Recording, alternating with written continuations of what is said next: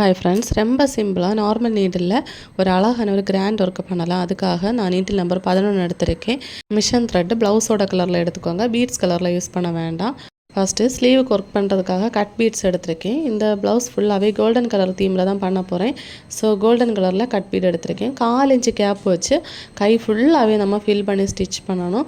So ரொம்ப நெருக்கி stitch பண்ண வேண்டாம், ஏன்னா இதில் இன்னும் பீட்ஸ் வரும். அதனால தான் நார்மல் நீடில் நம்ம தைக்கிற டைமில் நீடில் நம்பர் 11 தான் இந்த கட் பீட் ஸ்டிச் பண்ணுறதுக்கு கரெக்டாக இருக்கும். தென் இதில் வர ஒர்க் எல்லாத்துக்குமே நீடில் நம்பர் 11 தான் கரெக்டாக இருக்கும். ஸோ 11 நம்பர் ஊசி கேட்டு வாங்கிக்கோங்க கடைகளில்.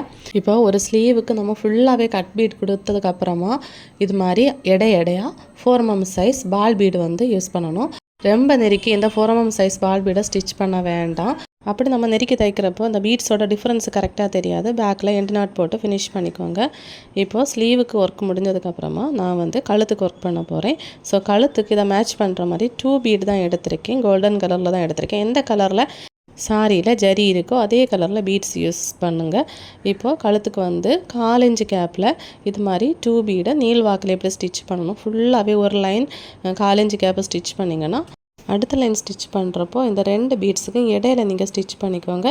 இதுவும் ஒரு லைன் ஃபுல்லாக தைக்கணும். இப்படி உங்களுக்கு எத்தனை லைன் வேணுமோ அத்தனை லைனுக்கும் நீங்கள் இது மாதிரி பேட்டர்லாம் ஸ்டிச் பண்ணலாம். ஸ்லீவுக்கும் இதே ஒர்க்கை கொடுக்கலாம். ஸ்லீவுக்கு என்னோடய கஸ்டமர் வந்து கேட்டிருந்தாங்க. ஸோ அதே பேட்டர்னை தான் நான் ஸ்டிச் பண்ணியிருக்கேன். பாருங்கள், நீட்டாக இருக்குது. இது ரொம்ப அழகாக இருந்து டேரெக்டாக பார்க்குறதுக்கு. ஸோ இனிமேல் என்னடா ஒர்க் பண்ணுறது அப்படின்னு யோசிச்சுட்டு இருக்கிற டைமில் இது மாதிரி சிம்பிளாக நீங்களே உங்களோட ப்ளவுஸுக்கு ஹேண்ட் ஒர்க்கு கொடுத்துக்கோங்க. இதோட பட்ஜெட் பார்த்திங்கன்னா ஸ்டிச்சிங் சேர்த்து 800 ரூபா வாங்கியிருந்தேன். ஸோ ஒர்க் காஸ்ட் பார்த்திங்கன்னா 600 ரூபா.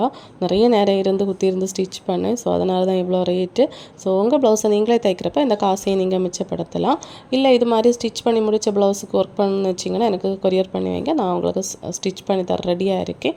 இல்லை நான் நார்மல் நீடில் ட்ரை பண்ண மாட்டேன், ஆரி ஒர்க்கில் எனக்கு இதே மாதிரி போடணும் அப்படின்னு நினச்சிங்கன்னா நீங்கள் ஆரி ஒர்க்கும் படிக்கலாம். எங்களோட சேனலில் ஆன்லைன் ஆரி கிளாஸும் போயிட்டுருக்கு. தேவைப்பட்டால் ஸ்க்ரீனில் தெரிய நம்பரை காண்டாக்ட் பண்ண மறக்காதீங்க. தேங்க்யூ.